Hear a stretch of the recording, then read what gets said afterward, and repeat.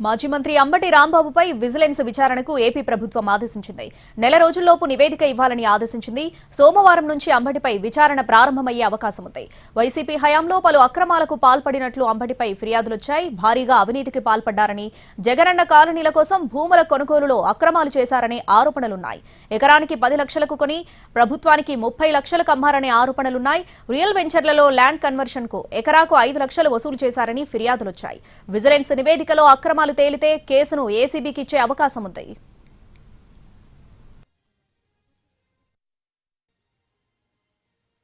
నియోజకవర్గంలో 5 సంవత్సరాల్లో ఎప్పుడైనా పేకాట క్లబ్ గాని, ఎప్పుడైనా కోడి పందాలు గాని జరిగినాయా?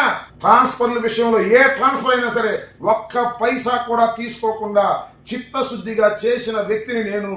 ఏదో ఒక విధంగా అంబటి రాంబాబును భయపెట్టాలి, భయపెట్టడం ద్వారా నా గొంతు నొక్కాలి అనేటువంటి ప్రయత్నం మీరు చేస్తున్నారు.